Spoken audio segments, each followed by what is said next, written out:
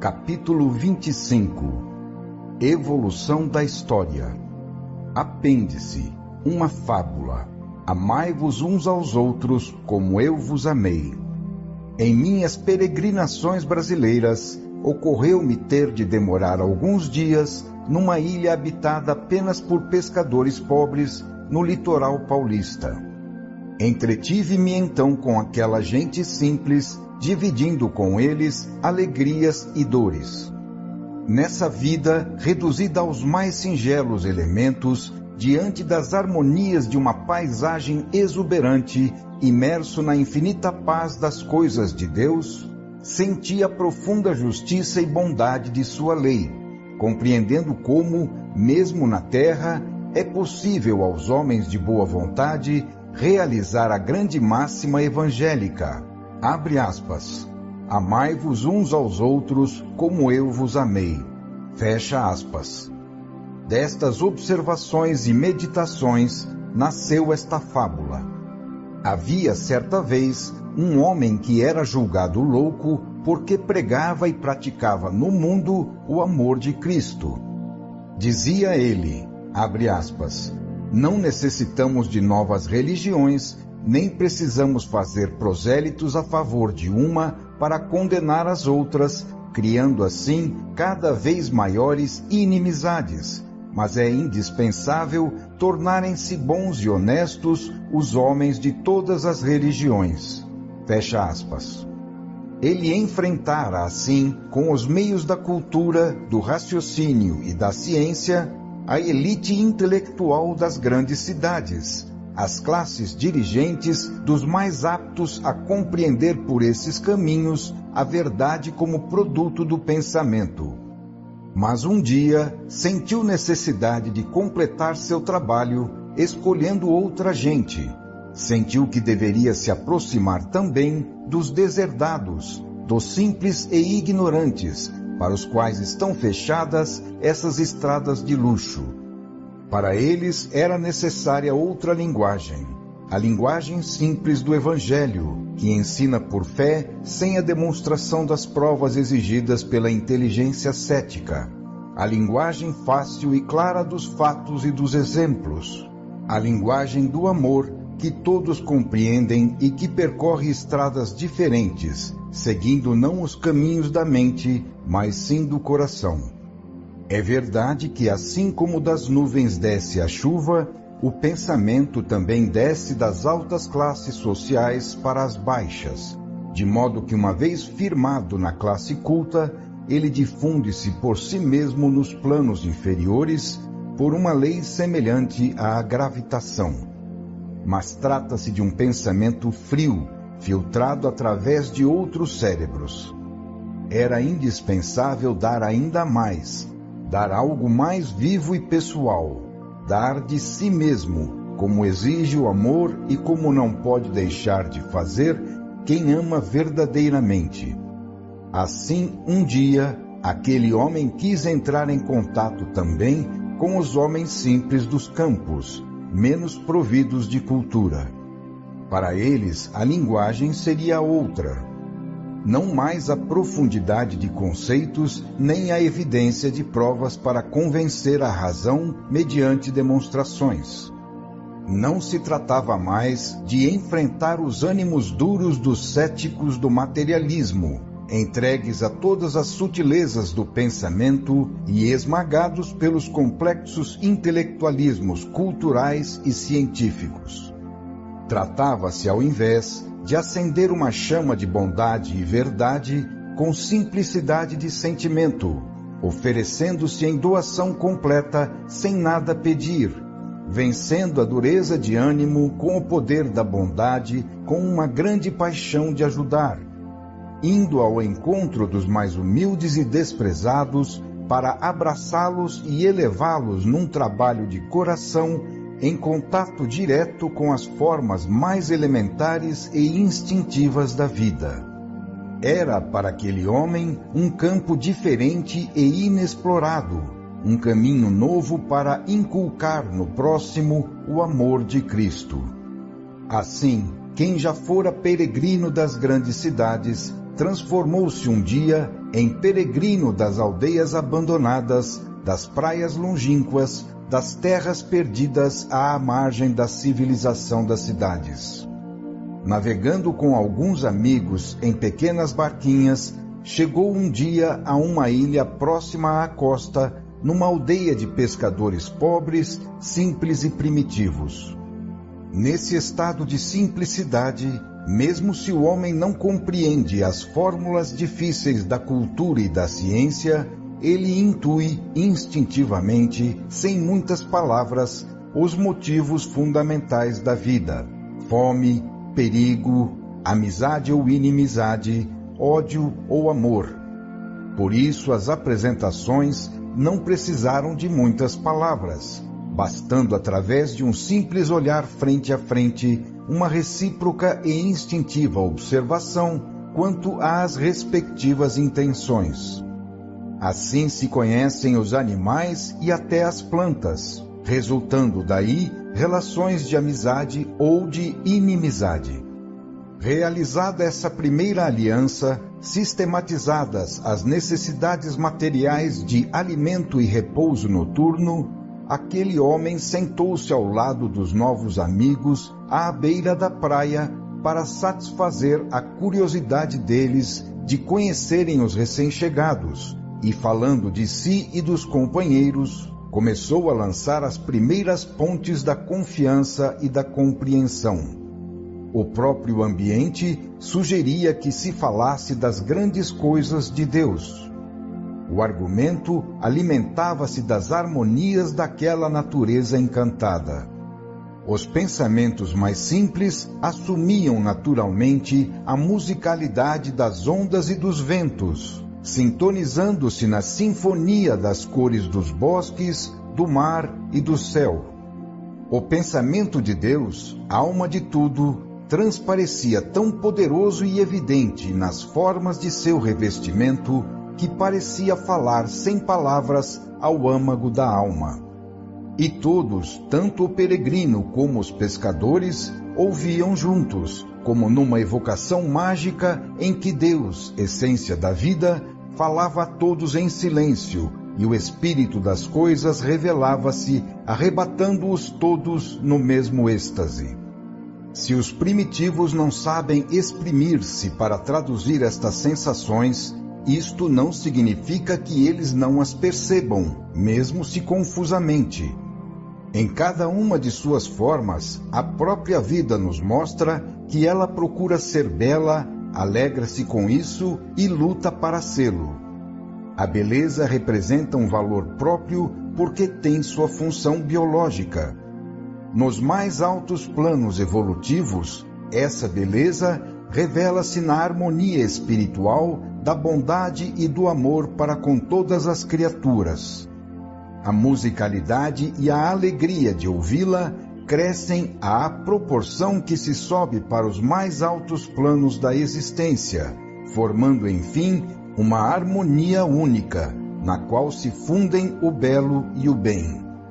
O nosso peregrino e aqueles homens conheciam também os outros aspectos da vida, o lado positivo e prático das necessidades materiais. A vida também se constitui de problemas concretos. Sem dúvida, os primitivos também são poetas, mas só podem se dar ao luxo de o serem depois de resolvida a premente questão das necessidades imediatas. Por isso, ninguém mais do que os primitivos quer se prender aos valores reais terrenos e exigem, para ouvir e respeitar, uma prova de superioridade. Esta foi a razão pela qual Cristo, não podendo se apoiar nas qualidades de inteligência e cultura de seus seguidores, teve de dar provas diferentes das racionais a seu respeito, operando prodígios, as únicas provas acessíveis àquelas mentalidades, tanto que ainda hoje a apologética cristã católica aceita os milagres como prova da divindade de Cristo. Para aquelas formas mentais, estes milagres são verdadeiras provas, ainda que nada provem para quem tenha do milagre um conceito totalmente diferente.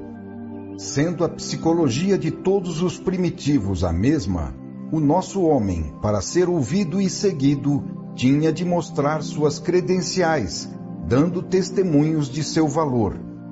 Ora, quem vive longe dos centros, na periferia da civilização, permanece sempre com os olhos fixos e os ouvidos atentos aos oriundos daqueles ambientes, ávido de aprender e imitar.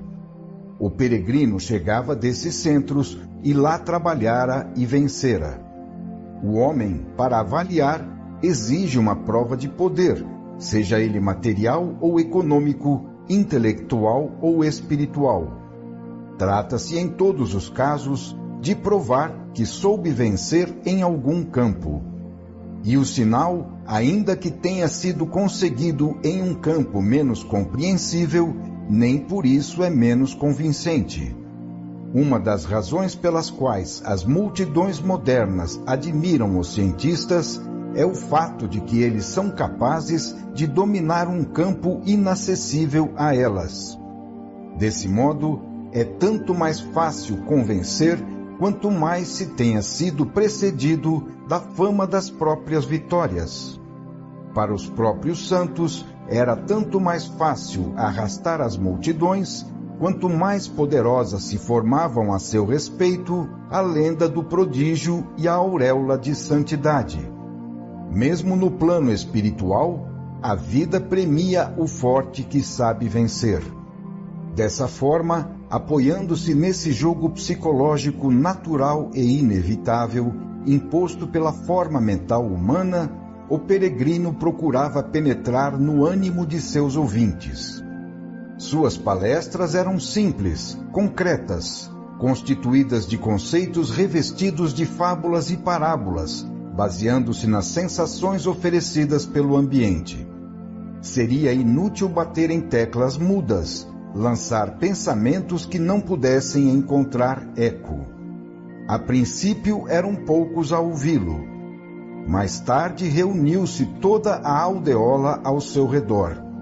Todo homem, mesmo não entendendo tudo, sente-se sempre atraído pela palavra quente que, por ser convicta, transmite convicção. Então o peregrino falou para eles assim, abre aspas, meus amigos, aqui vim entre vós para vos ensinar o amor e a paz, diminuir vossas dores e vos tornar mais felizes. Não enfrentaremos os problemas longínquos que atormentam as grandes mentes e que não foram ainda solucionados pela ciência, pela religião e pela filosofia. Para dirigir vossa vida, bastam-vos as normas simples. Falo-vos em nome de Cristo, para vos explicar seu pensamento. Falo, portanto, para vos ajudar, e não para vos condenar. Não vos peço para castigar a vida, mas sim para respeitá-la e melhorá-la, vivendo-a com inteligência. Ela é um dom de Deus e não deve ser renegada, mas sim levada cada vez mais para o alto, na direção dele. O desejo de felicidade é um instinto sadio e vital, e tendes pleno direito a ela. Deveis aprender, no entanto, que ela só pode ser conquistada na ordem, com a própria disciplina, obedecendo à lei de Deus. Só assim conseguireis diminuir cada vez mais o fardo de vossas dores, efeito de vossos erros. Vossos instintos fundamentais devem ser respeitados, porque eles servem para conservar a vida, necessária para atingir seu objetivo de se elevar para regressar a Deus. Por isso ele fez que vós os adquirisseis e os fixasseis em vós. Eles são hoje a mola necessária à vossa vida em vossa atual fase. Amanhã conquistareis outros instintos mais evoluídos para viver em planos mais altos. Não vos prego as abstinências e os jejuns dos santos. Peço-vos disciplina e não renúncias. Se não amardes o trabalho, ele será a vossa penitência. mas aprendei a amá-lo para usufruir as satisfações que ele proporciona, e ele se transformará na alegria de criar. Respeitemos os instintos fundamentais da fome e do amor. Devemos nutrir o corpo para trabalhar melhor, mas não para nos empanturrarmos.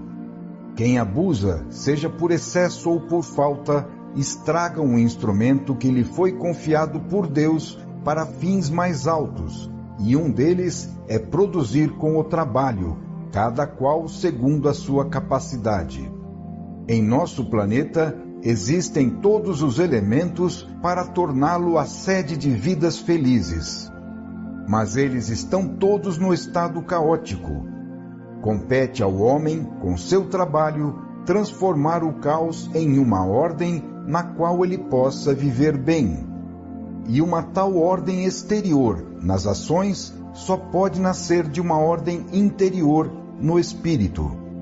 Respeitemos o amor, mas disciplinado, com respeito à mulher e à família alheia, santificado com a proteção da mãe aos próprios filhos e a educação deles, sublimado com o afeto recíproco que, provindo não apenas dos sentidos, sobrevive à própria morte.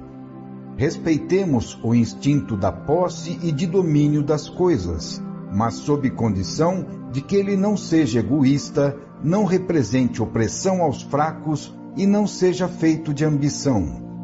Seja respeitada a propriedade fruto do trabalho. Mas para ter direito do respeito pelas próprias coisas, deve-se antes respeitar as coisas alheias. Em todos os campos, só tem direito a ser respeitado quem respeita. Seja respeitada a vida em seus instintos, mas esteja tudo disciplinado na medida e na ordem estabelecidas pela lei de Deus. Quanto mais aprenderdes a viver na ordem, tanto mais diminuirão vossas atribulações, e quanto mais desobedecerdes à lei, tanto mais elas crescerão. Não vedes que cada coisa tem seu lugar na natureza?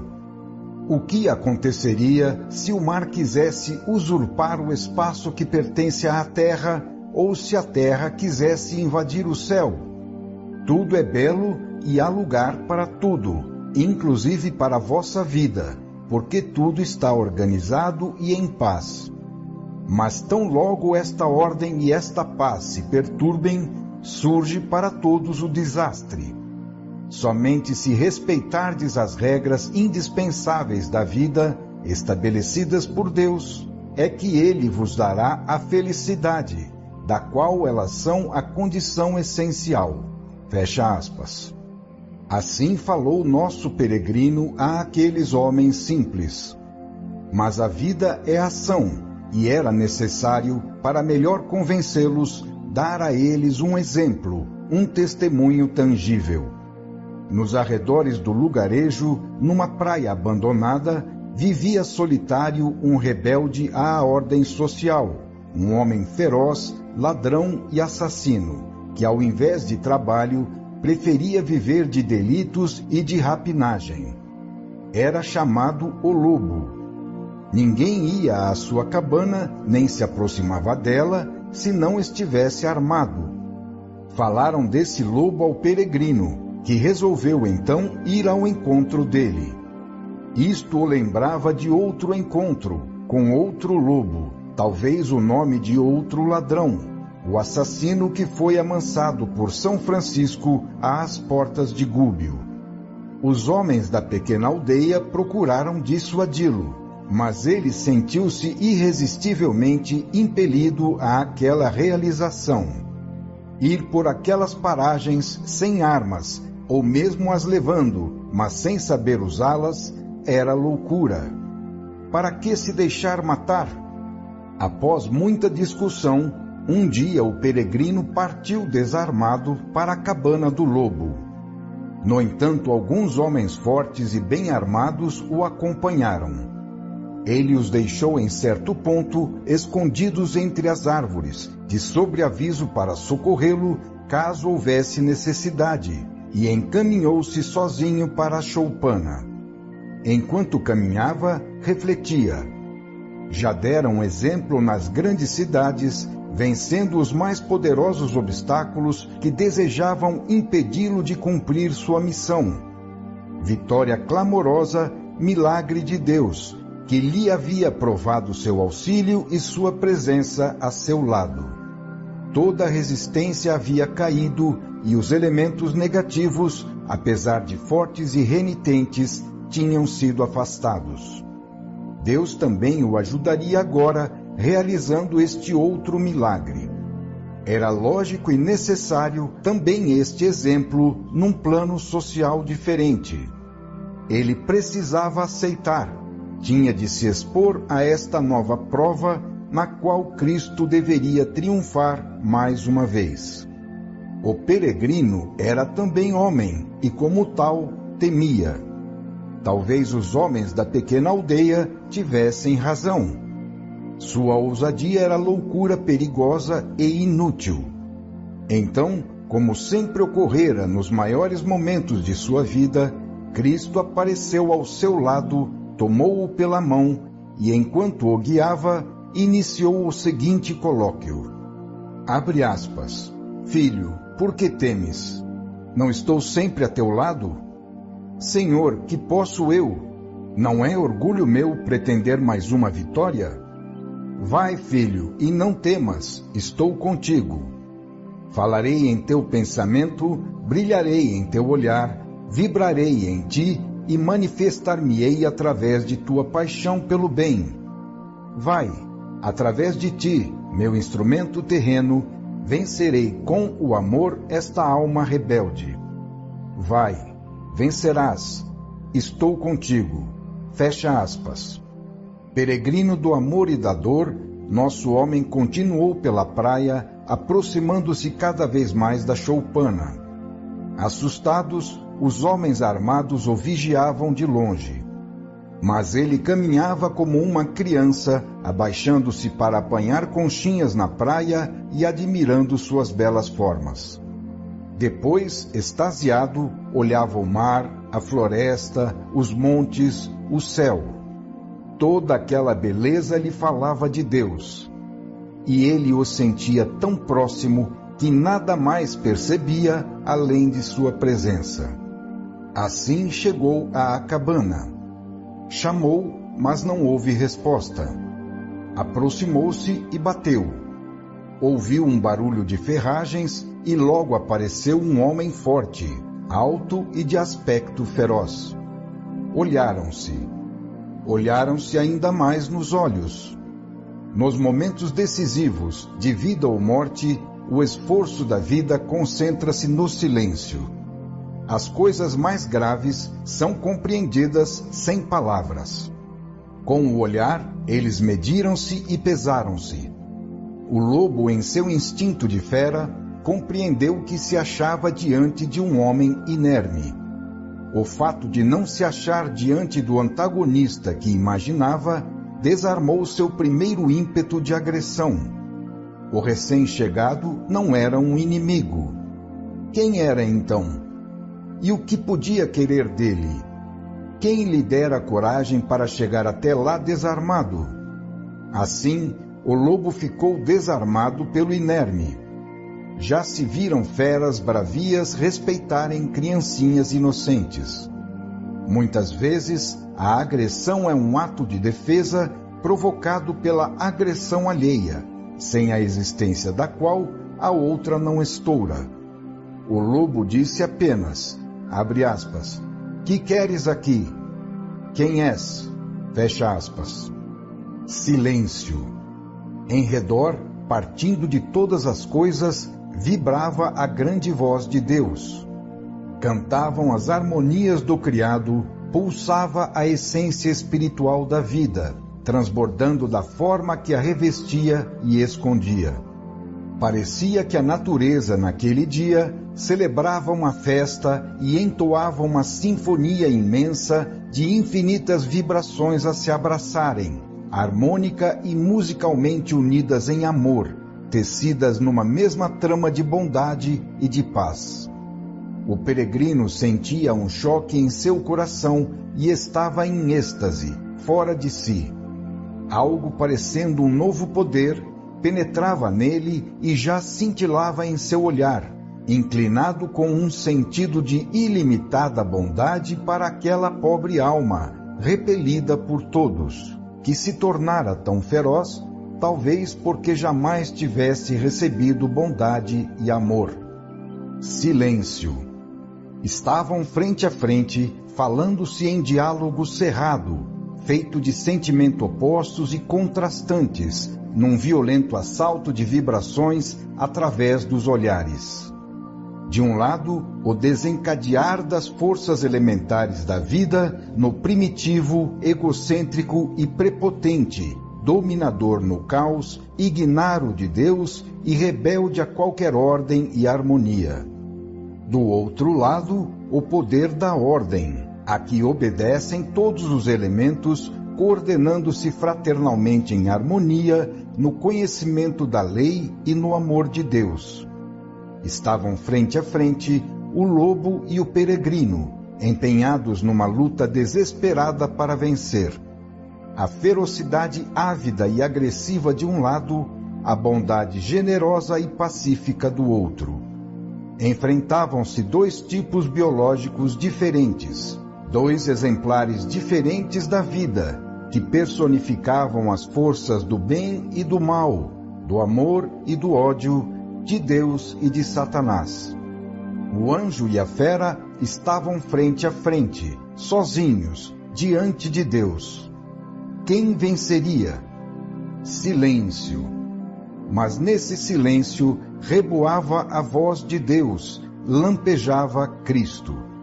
Acima das forças do mal, moviam-se as falanges do bem. A grande sinfonia que a natureza entoava transparecia nos planos de vida mais elevados, onde, atingida a harmonização, a felicidade é muito maior. Esta grande música, dentro da qual o estridor daquela alma rebelde era uma dissonância triste, sufocava a discórdia com sua potência, a ponto de anulá-la e absorvê-la em sua harmonia. Descia do alto uma grande onda das forças do bem para amansar aquela alma, impelindo-a pelas grandes vias da bondade e do amor. Ela queria resistir, mas Deus determinara e haveria de vencer. Cada vez mais poderosa, resplandecia a luz, e as trevas recuavam vencidas. Luta apocalíptica entre as forças do bem e as do mal. O pobre instrumento humano permanecia mudo, como que triturado em meio ao embate dessas forças. Assim, a luta atingiu um momento terrível, e o peregrino sentiu dentro de si um tipo de estouro, acreditando que a morte houvesse chegado. Viu confusamente o lobo lançar de si as armas, e procurou segurar-se em alguma coisa para não cair, mas instantaneamente encontrou-se amparado nos braços dele. Estava cumprido o milagre. O bem, Deus, o amor tinham sido mais fortes e haviam vencido. Os homens da guarda, que tinham visto tudo, correram, largando também suas armas. O lobo foi levado em triunfo para a aldeia. Todos se abraçaram. Não havia mais medo. Acabara para todos aquele verdadeiro inferno da preocupação da luta e da guerra. O peregrino organizou um novo regime de paz no trabalho. E no amor recíproco, um ajudando o outro, muitas dores desapareceram. Cristo permaneceu entre aqueles humildes que agora viviam seu grande mandamento, abre aspas, amai-vos uns aos outros como eu vos amei, fecha aspas. Assim também, entre os simples e os pobres, foi possível formar-se aquilo que simbolizava um primeiro núcleo da nova civilização do terceiro milênio. Esta fábula mostra como o amor é capaz de vencer. Mas o problema do ama teu próximo é muito vasto e apresenta-se também sob outros aspectos. Amar o próximo significa unificar os ânimos, superando na compreensão recíproca as divergências e lutas em todos os campos. Significa pacificação. Estudaremos agora 2 aspectos da pacificação, um no terreno religioso e outro no terreno prático da produção e distribuição econômica na sociedade moderna. Comecemos pelo primeiro aspecto. Dissemos no princípio que não precisamos de novas religiões, nem precisamos fazer prosélitos em favor de uma, condenando as outras, criando dessa forma cada vez maiores inimizades, mas sim ajudar os homens de todas as religiões a se tornarem bons e honestos. Desenvolvamos o primeiro conceito. A segunda parte deste tema desenvolveremos depois. Infelizmente, as rivalidades no terreno religioso foram e ainda são sempre grandes, justamente no campo em que, por estar mais próximo de Deus, deveria ser maior o amor ao próximo. A finalidade de qualquer religião deveria ser sempre pacificar e unificar. Qualquer religião que não trabalhe nesse sentido pode ser considerada irreligiosa, realmente contrária à religiosidade. Mas, infelizmente, elas operaram no sentido exclusivista de grupo, centralizador e imperialista, com espírito de expansionismo dominador e proselitista. Essa é a natureza do homem em sua fase atual de evolução, e ele não sabe se comportar de outra forma, seja qual for o campo. A compreensão recíproca e a colaboração na organicidade da coletividade social ainda são para ele conceitos inatingíveis. Sendo ainda guiado pelo instinto gregário, o homem sabe apenas fazer alianças de grupo, fortificando-se nelas para condenar e procurar eliminar todos os outros grupos que não sejam o próprio. A humanidade vive em todos os campos, mesmo no religioso, em regime de lutas, e qualquer ordem só é concebível como resultado de uma disciplina imposta por alguém mais forte e, por conseguinte, pelo vencedor. Por isso, em todas as religiões, encontramos as mesmas qualidades próprias do homem: absolutismo, dogmatismo, farisaísmo, proselitismo, imperialismo, etc. É a natureza egocêntrica do ser humano que o leva a ser assim em todas as suas manifestações, fazendo-o conceber também as religiões como uma potência que cresce por centralização e por expansionismo centralizador. É por isso que os diferentes pontos de vista das nossas verdades relativas e progressivas são tomados como verdades absolutas, mesmo nas religiões que afirmam o contrário em suas palavras. Este é o estado de fato. A tese que sustentei desde 1951, em minha primeira chegada ao Brasil, e que já havia sustentado na Europa, foi de imparcialidade e universalidade. Permanecia ela igualmente fiel diante desta ou daquela religião, mas todas mostraram a mesma vontade de me enclausurar e me fechar em seu próprio grupo, impondo-me uma verdade já feita, que exclui qualquer pesquisa e condena toda tentativa de progresso e aperfeiçoamento. Mas nem todos podem apenas aceitar e dormir somente para fornecer material a fim de engrossar suas fileiras. Não há dúvida que todas as igrejas querem ser universais, mas apenas no sentido imperialista. Todas querem unificar, mas somente debaixo do próprio domínio. Não foi nesse sentido de um partido religioso que se expande para conquistar tudo que compreendi a universalidade. Ao contrário, deve-se entender universalidade no sentido de imparcialidade, para se chegar não à submissão, mas sim à convivência livre, fruto da compreensão.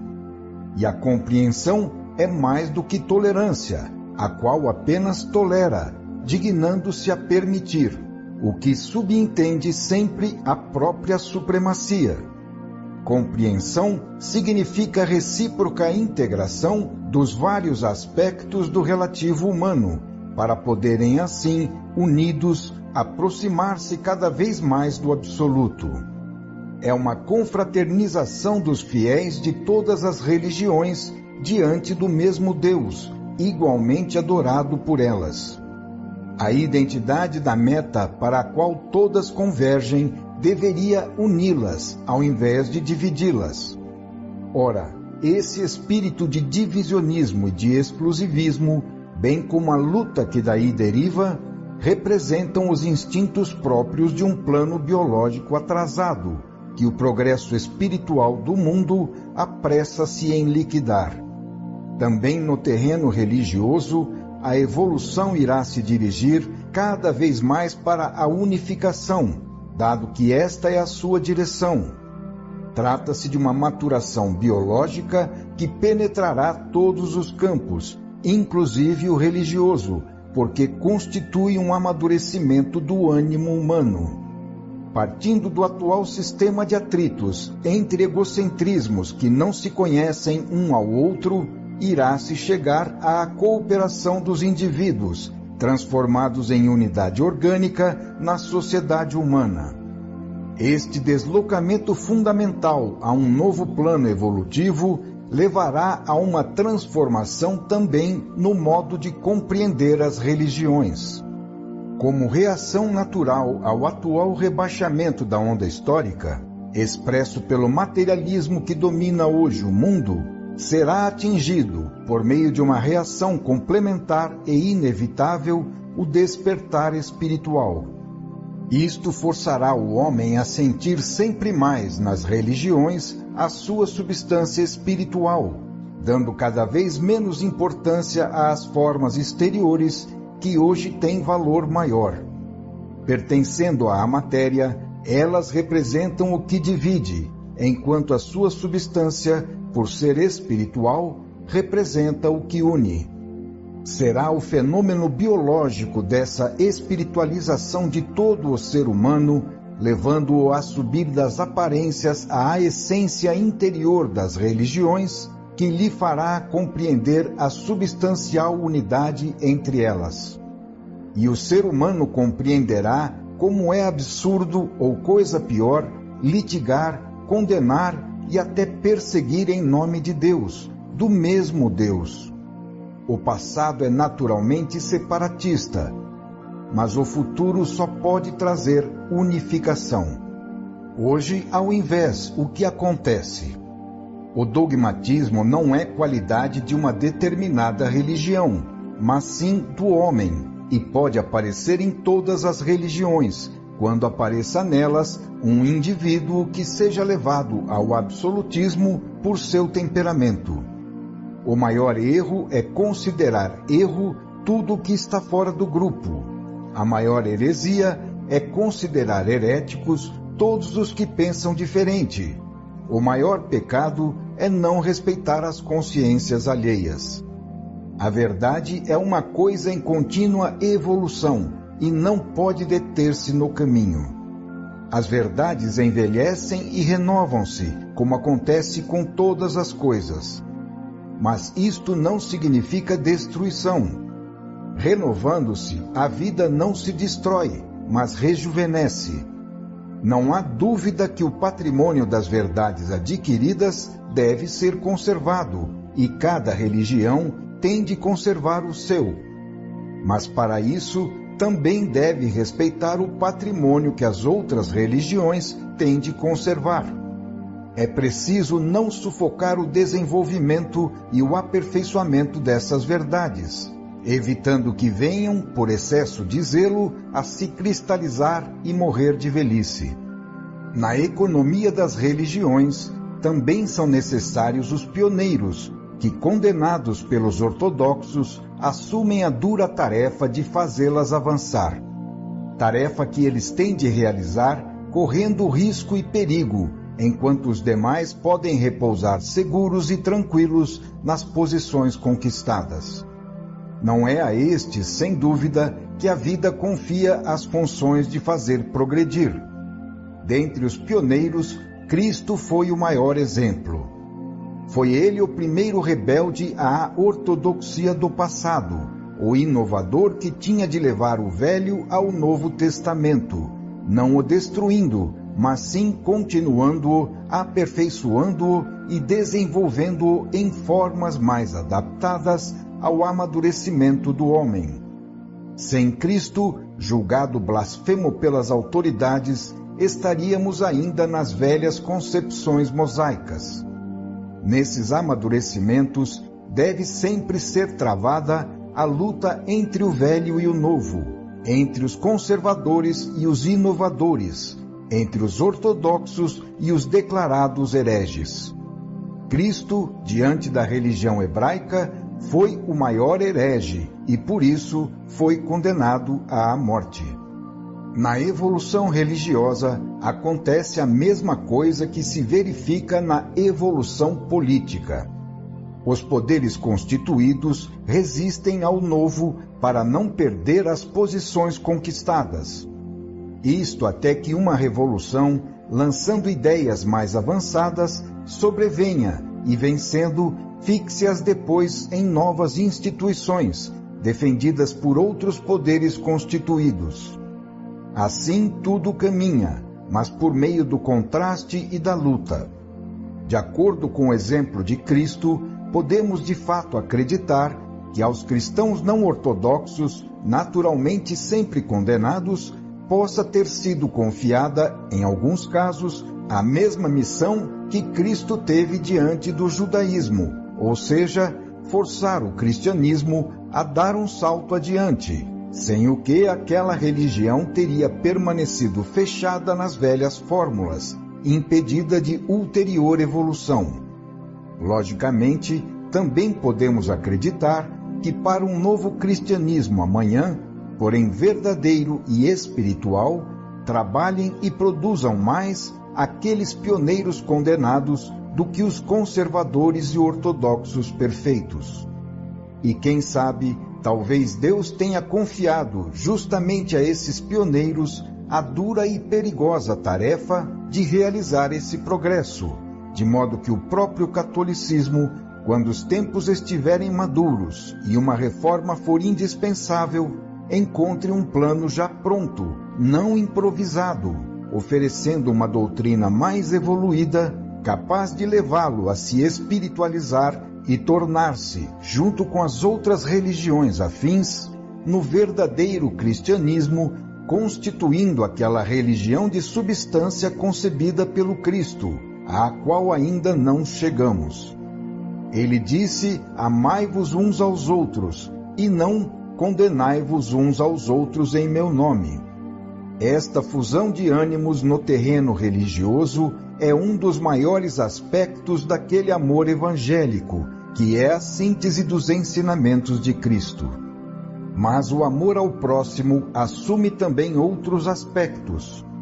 Trata-se de superar, na compreensão recíproca, as divergências e as lutas, mesmo em outros campos. Estudamos o problema da pacificação no terreno religioso. Vamos estudá-lo agora no terreno prático da produção e distribuição econômica de nossa sociedade. Dissemos pouco atrás que o mais importante é tornarem-se bons e honestos os homens de todas as religiões. Desenvolvemos a primeira metade do tema e agora desenvolveremos a outra. Sejamos práticos e positivos. Todos, teoricamente, desejariam ser bons e honestos. Mas os homens de todas as religiões querem antes de tudo viver e que vivam também suas esposas e seus filhos. É por isso que lutam, e se não são bons e honestos, é porque para viver eles colocam-se a escorchar o próximo. Quanto mais a família é sadia e compacta, mais ela representa um castelo bem defendido contra todos. Quanto mais o chefe é forte e hábil, melhor ele sabe cumprir o dever de defender sua esposa e filhos, e tanto mais essa família é um carro armado para assalto e defesa contra as outras famílias, assim como é também cada nação contra as demais. Ora, é evidente que neste mundo a máxima evangélica do ama a teu próximo é totalmente utópica. E isto fica demonstrado pelo fato de que ninguém, ou quase ninguém, a aplica completamente.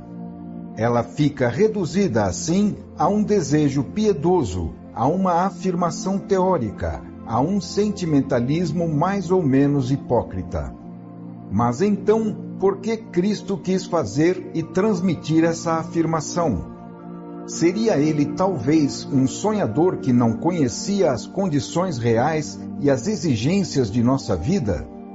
Não, Cristo não se colocava fora da realidade da vida, ignorando suas leis e pedindo o impossível. Se estas são inegavelmente as condições atuais do homem, ainda imerso no plano biológico animal, esse mandamento exprime a lei de um plano biológico mais alto, que o homem terá de atingir, começando a praticá-lo, para dessa maneira aprender uma nova norma de vida e se preparar desde agora para entrar naquele plano. As leis da vida mudam relativamente ao grau de evolução atingido. A lei feroz da luta pela seleção do mais forte é a lei de nosso plano animal. Nele os seres, não se conhecendo uns aos outros, encontram-se no estado caótico no qual o indivíduo está sozinho com suas forças contra todos. É lógico que a natureza nesse nível premie o mais forte. Neste mundo ainda não nasceu o novo homem civilizado do futuro, o ser orgânico das futuras grandes unidades coletivas. Esse novo homem colabora com o próximo em suas atividades. Assim, ao invés de colidir com ele, coordena-se. Ao invés de tender a destruí-lo na luta, soma-se a ele para o bem de todos, com grande vantagem para o bem de cada um. O atual e egoístico esmagamento recíproco, derivado da forma mental atrasada do homem, seria considerado, numa sociedade mais evoluída e menos ignorante das leis da vida, uma estupidez, porque é antiprodutivo e antiutilitário para todos, inclusive para o indivíduo. Ainda estamos longe de uma verdadeira civilização inteligente. A selvageria ainda prevalece em nossa humanidade, sobrevivendo como fruto do passado bestial, no instinto e até no gosto de matar. Os jornais, o cinema, a televisão, os romances populares estão cheios de história de delitos que o público lê e vê com alegria, ao invés de olhá-los com horror. Isso revela uma forma mental confusa, que, não podendo se satisfazer na prática por medo do Código Penal, busca se aliviar na imaginação. Essa presença de gostos ferozes explica-se como uma sobrevivência do passado, quando na rivalidade da luta pela vida, o extermínio de quem estava fora do próprio grupo representava sinal de vitória e, portanto, de bem-estar. É por isso que, para os mais involuídos, a ideia da destruição do próximo está ligada à ideia da alegria de viver. Eles encontram-se no polo oposto do Evangelho, que busca inverter completamente as posições. Se fosse compreendida quão grande revolução biológica o Evangelho quer operar, não deveríamos nos surpreender ao verificarmos que em 2000 anos apenas muito pouco dela foi realizada na vida do homem. É bem difícil a tarefa e bem árduo o trabalho que o Evangelho tem de levar a termo para transformar esse tipo biológico e transportar essa animalidade feroz e egoísta até o extremo oposto, constituído pelo ama a teu próximo. Há 2000 anos que se prega, procurando se fixar com a repetição, no cérebro humano, essa nova ordem de ideias. mas justamente a realidade que se procura modificar é diferente. O passado resiste ou ressurge a cada passo. Desse contraste entre os dois diferentes princípios, que buscam conquistar o campo das atividades humanas, nascem as acomodações e as hipocrisias nas quais as religiões se amoldam. Assim, o Evangelho pode ser transformado em mentira. Trata-se de mudar a natureza humana, introduzindo nela uma persistente correção do passado através de atividades opostas. Com a repetição destes atos até o surgimento de novos hábitos, por meio dos automatismos, tal como se domesticam os animais, nascerão novos instintos no lugar dos velhos. Mas a dureza da vida, imposta pela luta, e as necessidades materiais não cessam. O assalto da defesa e do ataque está sempre pronto para reduzir a pó a máxima evangélica do ama teu próximo. É verdade que ela pertence ao futuro. Por isso, em nosso mundo, ainda aparece como um absurdo, como algo impraticável. O Evangelho seria belo se fosse praticado por todos, porque então a reciprocidade do sacrifício pelo próximo iria torná-lo compensador. Mas onde não existem essa reciprocidade e essa compensação, o cordeiro, que é o único a amar no meio de um bando de lobos, acaba sendo simplesmente despedaçado e eliminado. Sem dúvida, aquele que sozinho for o primeiro a viver num mundo como este, 100% o Evangelho, não pode deixar de ser um mártir. Por isso, o homem começa a vivê-lo em porcentagens mínimas, mas assim mesmo elas já penetram e se enxertam em sua natureza inferior, conseguindo modificá-la um pouco. O progresso é uma conquista laboriosa e só pode se realizar por etapas.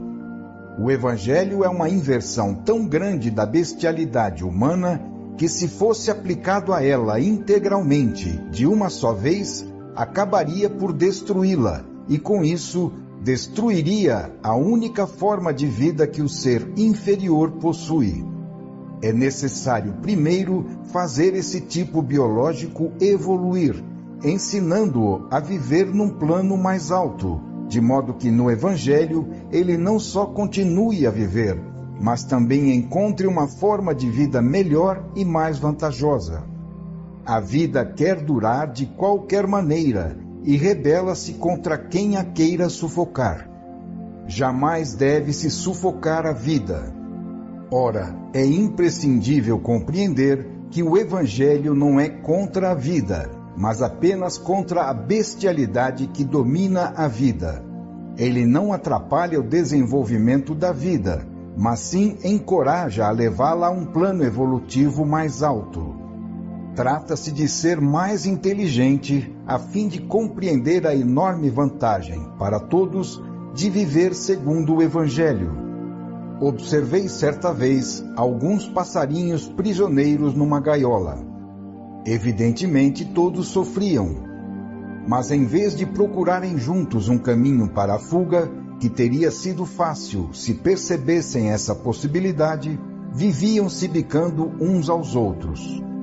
Assim, para vencer uma pequena partida um contra o outro, perdiam a partida maior, que cada um ganharia se todos se unissem. É assim que o homem age. Tal como aqueles pássaros, ele sabe fazer apenas o que lhe dizem seus instintos, e assim, por falta de inteligência, acreditando que pode vencer a partida maior, acaba por perdê-la, tentando ganhar a partida menor. O defeito todo reside no fato de que o homem, usando o raciocínio do indivíduo isolado, não vai além dele, pois não sabe empregar o raciocínio do homem orgânico, que vive em função da coletividade. Assim, os homens, lançando a culpa uns nos outros, permanecem todos fechados na gaiola da sua própria ignorância e sofrem igualmente nessa prisão. Cada um sempre espera a bondade e virtude do outro, e não de si mesmo, Sempre começa pelos próprios direitos e não pelos próprios deveres. Dizem então, abre aspas, sim, amemo-nos uns aos outros, mas se eu for bom, os outros se aproveitam disso. Se me torno cordeiro entre os lobos, eles me despedaçam. Então, tenho cada vez mais interesse em ser lobo para despedaçar até mesmo os lobos. Fecha aspas. Todos procuram agir desta forma, e o nó da ferocidade, da luta e do contínuo perigo aperta-se cada vez mais em redor do pescoço de todos. E a humanidade, por isso, permanece imersa num pântano de atribulações. Bastaria querer sair daí, pois o monte está bem próximo e todos podem subi-lo. Porém, é preciso fazer o esforço para galgá-lo, mas isso ninguém quer fazer, porque viver o Evangelho é um árduo sacrifício para o atual tipo biológico, que pertence a outros planos de evolução. E o homem não quer fazer o esforço de evoluir, mas deverá realizá-lo, porque esta é a razão pela qual ele vive. O Evangelho é a lei do futuro, e é fatal que a humanidade tenha de atingi-lo um dia. Como se vê, o problema do ama teu próximo, se for concebido, como muitas vezes se faz, só como um ato de sentimentalismo, permanece fora da realidade. Ele faz parte da evolução. O progresso é um fenômeno complexo que requer, para se realizar, o amadurecimento de muitos elementos diferentes, psicológicos, econômicos, científicos e sociais. Aquela máxima evangélica envolve nela outros problemas, inclusive de natureza prática. O fato de cada um permanecer apegado ao próprio egoísmo constrange os outros a também permanecerem apegados a si mesmos. Forma-se assim uma culpabilidade e uma responsabilidade coletivas que arrastam todos ao mesmo báratro de atribulações. O trabalho para se chegar a viver o Evangelho é árduo e complexo. Mas é verdade também que, ao lado de todos os outros instintos, o homem também tem um instinto do progresso, que visa a melhorar suas condições. Além disso, estão aí seus atuais sofrimentos, e nada há como o sofrimento para despertar a inteligência. Dessa forma, o homem poderá começar a compreender como dirigir seu insaciável desejo de subir e, assim, subir inteligentemente na direção indicada pelo Evangelho. Também já estão em curso e cada vez mais se realizando as soluções para muitos outros problemas paralelos, como a justa distribuição da riqueza e a elevação do nível de vida por meio do progresso científico. É assim que tudo, inclusive a solução de muitos problemas do conhecimento, até agora considerados insolúveis, concorre para melhorar as condições de vida, amansando a ferocidade, suavizando a aspereza e abrindo as mentes e os corações para uma melhor compreensão recíproca. Será realizada assim, por etapas, a grande transformação. Tal como a escravidão foi abolida, também será abolida a miséria, mediante previdências sociais estatais. Desse modo, assim como cada indivíduo, pelo nascimento, tem direito à liberdade, também terá direito a aquele mínimo que é indispensável para ele viver, embora mesclado com o dever do trabalho. Serão inauguradas novas formas de vida social, e o indivíduo, no seio de novos sistemas, poderá amadurecer melhor. A vida opera suas transformações biológicas por etapas. O interesse coletivo disciplinará cada vez mais o desordenado interesse individual. O mais vasto egoísmo da unidade coletiva irá circunscrever e reabsorver sempre mais em si o limitado egoísmo individual. O poderio e as vantagens da organização social vencerão a anarquia do indivíduo rebelde.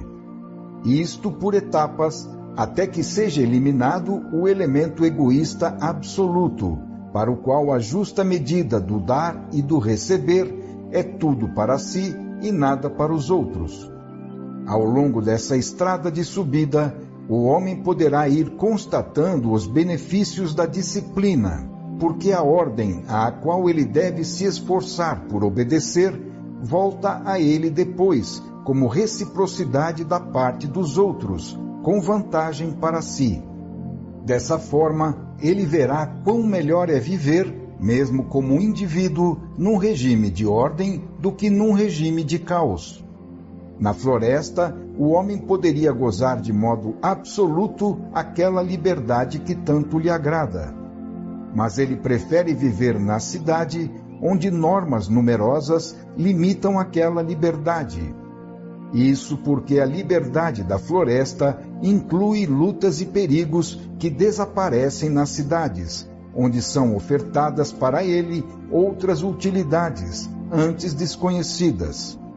O impulso que mais recrudesce a luta e, assim, mais nos mantém afastados do amor evangélico é o assalto das necessidades materiais. É verdade que não basta satisfazê-las com o bem-estar para que o homem se torne espiritualizado. Mas é também verdade que não se pode falar de coisas espirituais a um faminto, nem dizer a quem precisa de tudo que é preciso sacrificar-se pelos outros. Portanto, o problema do amor evangélico é também um problema econômico. O amor é bem difícil entre famintos, que precisam lutar para obter o próprio alimento. O homem quer a satisfação concreta de suas necessidades e não se satisfaz com sentimentalismos teóricos. Mas ele também não se satisfaz com guerras e revoluções, que não criam meios. Para elevar o nível econômico, o meio positivo é o trabalho, que produz maiores frutos. Com uma distribuição diferente da pouca riqueza total existente, alguns poderão melhorar, mas no conjunto o nível de vida geral permanece baixo. Então, uma sociedade em que todos trabalham e produzem e por isso são mais ricos, ainda que assim a riqueza não seja distribuída com toda a justiça, será melhor do que uma sociedade em que a riqueza é distribuída com justiça, mas na qual todos são pobres, porque ninguém trabalha nem produz. No terreno prático, o ama a teu próximo é um problema de distribuição equânime de direitos e deveres. Uma vez que nenhuma coisa pode nascer do nada, é evidente que para poder alegar direitos contra o organismo coletivo, é necessário realizar em favor dele todos os seus próprios deveres. Para receber, é preciso dar. Sem dúvida, o instinto do primitivo é tomar sem dar, e é nisso que ele ainda faz consistir a sua sabedoria. Tal procedimento pode ser utilitário e produtivo num regime de caos, em que o indivíduo está sozinho num ambiente hostil. Esse sistema, todavia, torna-se anti-utilitário e contraproducente num regime de ordem, em que o indivíduo necessita de se completar com todos os outros, cada um se especializando em uma função diferente para compor uma sociedade orgânica. Nessa sociedade, o indivíduo que busca vencer, subjugando com a luta, não encontra mais lugar. Nela, o homem atual seria eliminado. Em um organismo assim, a honestidade de todos é a primeira condição de vantagem e do bem-estar de todos. Então o trabalho deve criar um produto genuíno e o mercado deve oferecer uma mercadoria não falsificada, pois de outra forma o dinheiro só poderia comprar enganos e perderia seu valor para todos. Quem rouba o próximo, nada dando em troca do valor que retira, rouba a sociedade humana da qual faz parte, e assim acaba roubando também a si mesmo. Um sistema como este desvaloriza o poder aquisitivo da moeda e leva as nações à falência, arruinando os povos. Numa sociedade assim, os finórios que acreditam ter vencido, enganando o próximo, acharão um exército de outros finórios como eles, o que tornará a vida para todos uma peleja feroz, até que todos, enganadores e enganados, caiam na mesma ruína. Mas o homem atual está tão alucinado com a sua exclusiva vantagem imediata que não compreende o absurdo de ser ele mesmo a vítima disso. Assim sendo, estes tantos impulsos iguais, todos somados no mesmo sentido, não podem deixar de levar todos ao mesmo desastre. O mal reside na ignorância absoluta das leis da vida e no fato de se pensar que elas podem ser violadas impunemente. A conclusão, então, é que para fazer o homem compreender como ele deve se comportar, são necessários os sofrimentos buscados por ele mesmo. E estes são até poucos diante daquilo que ele provoca e merece. O ama a teu próximo será o conceito basilar das sociedades futuras mais evoluídas. Nelas, a riqueza será uma função social nas mãos dos dirigentes para o bem de todos, e não um meio de vantagem exclusiva e egoística. Nesse novo mundo, o poder político ou governo será uma missão a desempenhar com a tarefa de guiar os povos para o bem e o progresso deles, e não o fruto da luta feroz contra os rivais para conquistar uma posição de domínio apenas no próprio benefício egoísta. Nossa sociedade está nos antípodas do ama a teu próximo. Vive-se hoje o princípio oposto: esmaga teu próximo antes que teu próximo te esmague. Nossa evolução emerge do caos que é o nosso passado, mas caminha para a ordem e a harmonia. Em nosso planeta e dentro de nós existem todos os recursos para fazer da Terra um jardim e de nós anjos. Deus nos deu todos os meios, mas o esforço de procurá-los, desenvolvê-los e utilizá-los com conhecimento deve ser nosso. O desenvolvimento da sensibilidade e da inteligência nos levarão a compreender não só a tremenda estupidez da fraude, da exploração e da violência das guerras e das revoluções, mas também a grande importância da honestidade, da paz e da colaboração. A evolução consiste sobretudo na reorganização do caos. A passagem para a fase do ama a teu próximo faz parte dessa reorganização. Trata-se da reorganização do caos não só do ambiente externo de nosso planeta, mas também do nosso mundo interior, ainda tomado pelos instintos elementares e pelas trevas da ignorância. Eis o diagnóstico do mal e o remédio para curá-lo. Procuremos todos nós introduzir em nossa vida a maior dose percentual do Evangelho que possamos suportar. Aplicá-lo todo, 100%, imediatamente, requer a força dos santos.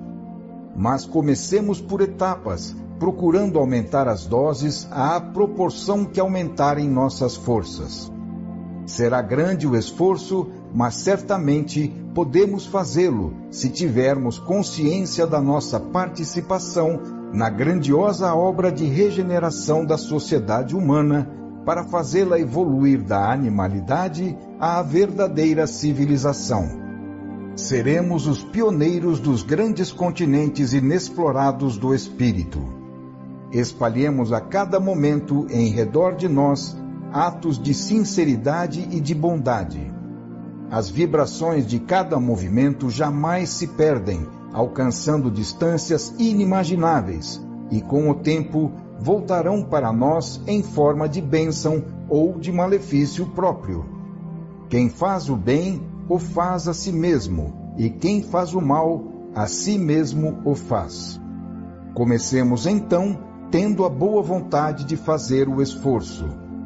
Não procuremos justificar nossa preguiça, dizendo que essa subida é muito difícil, nem escapar às nossas responsabilidades, jogando a culpa sobre os outros. Comecemos cultivando nossas virtudes em vez de exigi-las do próximo. Ao invés de importuná-lo, salientando seus defeitos, procuremos amá-lo. E não lhe peçamos que faça os sacrifícios e esforços que achamos árduos demais para nós. Não nos esqueçamos de que não estamos sós. Quem se encaminha por essa estrada não pode deixar de ter o auxílio de Deus.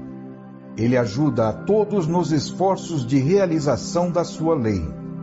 Deus dirige o grande caminho da evolução, através do qual atrai todos os seres para si. Deus dirige a história e o desenvolvimento do progresso humano, direcionando-o para novos tipos de civilização em que o espírito dominará. Os homens de boa vontade serão arrastados pela torrente da onda histórica, que valorizará seus esforços, fazendo-os alcançarem resultados inesperados. Não nos espantemos pelo fato de nos acharmos agora no fundo da descida da onda da evolução, em pleno período involutivo expresso pelo materialismo. Quem conhece a estrutura do fenômeno sabe que a descida é o prelúdio do progresso na direção do alto e que brevemente, no início do novo milênio, uma reação fecunda e construtiva de renovação espiritual nos espera. Seu resultado será o nascimento do novo tipo de civilização, a nova civilização do terceiro milênio, em que o espírito triunfará e a matéria será sua escrava. Nessa civilização, o Evangelho será não apenas pregado, mas também vivido, inclusive pelas instituições sociais. Portanto, é a própria natureza do presente momento histórico que, como nunca, torna atual a aplicação do mandamento de amor evangélico, porquanto rapidamente avizinha-se o dia em que se tornará realidade a palavra lançada por Cristo como sua maior recordação e seu maior ensinamento. Amai-vos uns aos outros como eu vos amei. Final do capítulo 25 e final do volume A Lei de Deus.